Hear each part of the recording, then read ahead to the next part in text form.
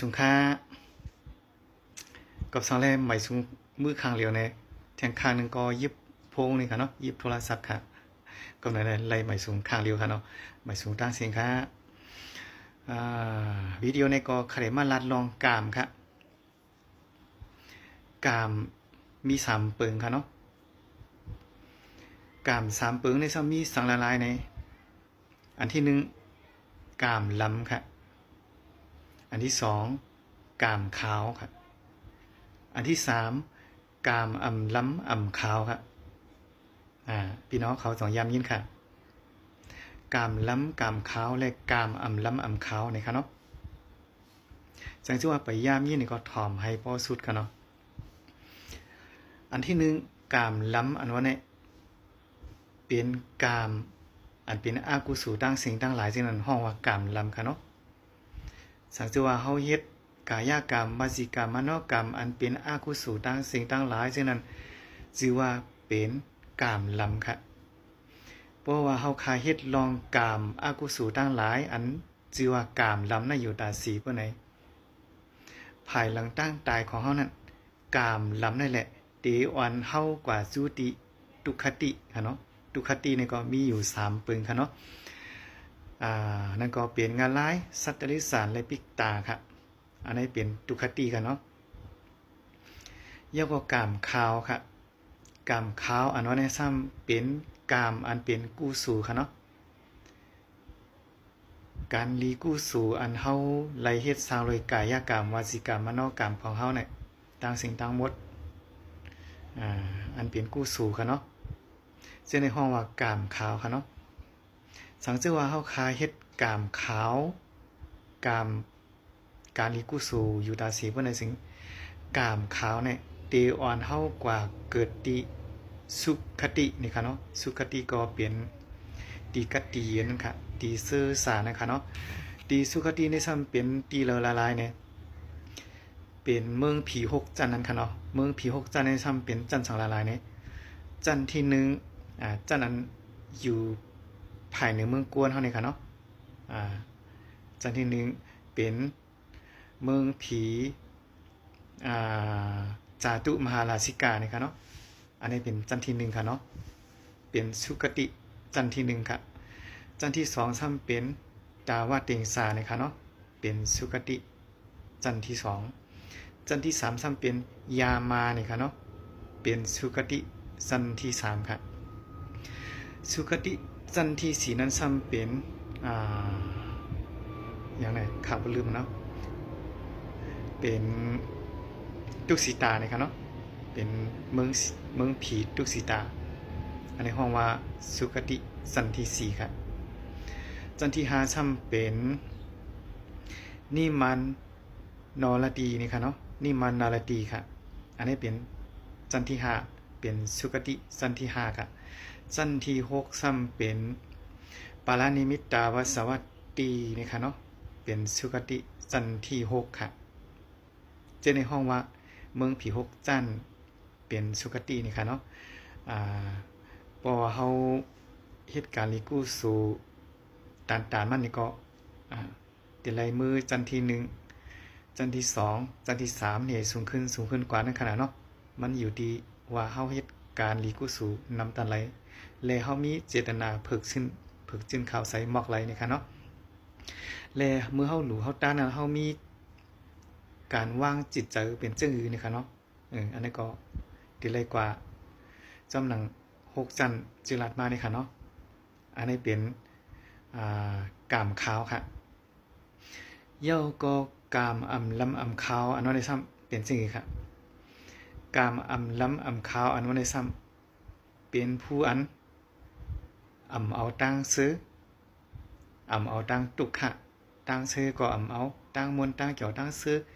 ลองเป่งปอใจลองใครเลยใครเป็นใครมีเสียไหนมันก็เอาลองตั้งตุกค่ากุสำชันเปิงมันก็เอาลัดง่ายๆก็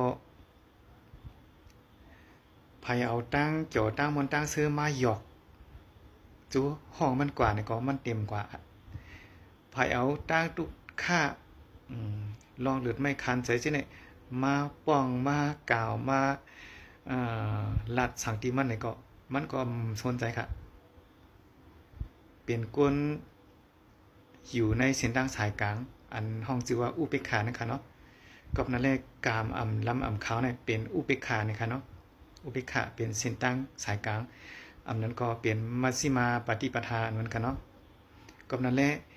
กามลำขาวเนี่ยชนเจอในลองจ่อลองมนลองซื้อแลยิบมันปันเกียนในลองจ่อลองมนลองซื้อ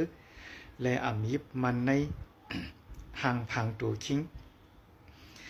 ยิบมันในคู่ของขึ้นเยอุกษาปีซีดังเสียงดังหมดมันก็มียิบมันค่ะมีกะเฮาก็เปียงพอใจในกันนานค่ะเนาะลองทุกข้าต่างเสียงต่างหมดสมมันเลยทบยาต่างทุกข้าต่างเสียงต่างหมดเนี่ยก็มันก็ตีป้องนิวดกรรมสังฆะมันก็ตีอยู่ซ้ำจอมต่างทุกข้าซึ่งนั้นให้เปลี่ยนค่ะเนาะเอาลงทุกข้าซึ่งนั้นมาเปลี่ยนอุ้ยก่อของมันเหอยู่จอมต่างทุกข้านั่นกว่าลุยเอาต่างทุกข้านั้นมาเฮ็ดให้มันทุกข้าค่ะจริงเลยค่ะเนาะอันนี้ชื่อว่ากามลำขาวค่ะเนาะมือกวนเฮาอยู่ในเส้นทางสายกลางเป็นอุเบกขามัชฌิมาปฏิปทาในกวนก็ในพวกตายกว่าในไหลมือเกิดในจันเมืองสางค่ะนะเมืองสางค่ะเมืองสางเปียมาอันนั้นค่ะเนาะเมืองสางเปียมาอันนั้นซ้ำอยู่สูงเลยสิเมืองผีหกจันเมืองไกลค่ะเนาะพวกเลยมือเกิดในเมืองสางเปียมาอันนั้นก็เลยเมื่ออยู่เศร้าเนี่ยนั่นต่อป้สุดเซ็งชายใจกว่าในเพราะว่าปานคุณสางนั่นเสียวเนี่ยก้นก็นั่นเพราะว่ามันเลยตายกว่าในเพราะว่าคนสางของมันย่อไหนปรินิพพานในตีนังค่ะอะไรขึ้นมาเกิดในโลกาไหนค่ะเนาะก็นั่นแหละกามลำขาวในมือตายกว่าย่อไหนกามลำขาวเนี่ยตีอ่อนเอาก้นก็นั่นฮอดถึงตีกัดตีเย็นนี่ค่ะเนาะตีกัดตีเย็นตีอันเปลี่ยนลูกเท่าตายนั่นยาวนี่ค่ะเนาะก้นเอาสังสือว่าไล่ทุบตังทุกค่าอันนั้นไล่ทุบยาตังวันตังซื้อจังไหนก็ก้นเฮากลับบ้านมาเหลียวเนี่ยตึงเตียนเลือกอันใดอันนึงค่ะเนาะกวนเอาตังหลายในตีเกียกลองจ่อลองมลองซื้อลองเปลี่ยนอยู่มีอยู่ของลองจ่อลองมลองซื้อเช่นนั้นแลยินหลีป้อใจในหางพางของเจ้าเก่ายินหลีป้อใจในอุตสาพิเจของเงินคำดังเซงยินหลีป้อใจในลองจี้จิ่มข้ามฉาของเพราะว่ากวนกันเนาะกวยกาซ้ำยินหลีป้อใจในลองตุค่าค่ะเนาะจานจังในลองทุกข้าดังเสียงใช่ไหมอันนี้เป็นชาวว่าของกวนค่ะเนาะก็นั่นแหละกวนเอาคาตั้งหลายเพราะว่าเฮามาเห็นฮู้ความสอนของสัมมาสัมพุทธะปะเนี่ยเฮาเดหาตั้งออกป่นม่วนหลอดลองตั้งทุกข้าอันเฮาเลยเกิดเลยเจ็บเลยตายอยู่กูจัดกูปานสิยอมกะเฮาเลยเกิดตายปันตรงอยู่ที่ในสัมสาราลงในฮู้ที่สุดที่เสียงไหลมาเย้าหลายจัดหลายปานเฮาเลยเกิดเลยตายมาเย้าหลายกับกำพานี่พอเฮามาวนถึงลองมันกึ้มของในโลกากำพาลงในเฮามาวนถึงลองมันกึ้มของตีตูกายขันธาของเฮาใน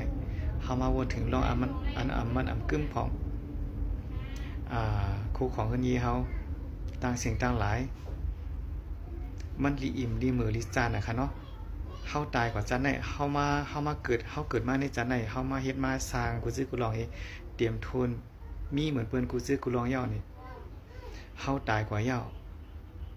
บ่เฮาขึ้นเลยเกิดมาเป็นก้นแทงจัดปันใหม่นี่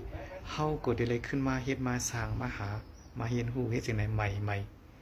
กูจัดกูปันย่อตู้สุนเชิงกะก็นั่นแหละบ่เฮามาวนด้วยนี่มันดีมือลีจานนะคะเนาะ2มันลีมือจานค่ะพี่น้องเขากำลังในวิดีโอในก็ย้อนผักถึงพี่น้องเขากว่าม็อบกันได้ค่ะเนาะให้หมอเฮียนฮู้ลองกามในสีกรรมค่ะ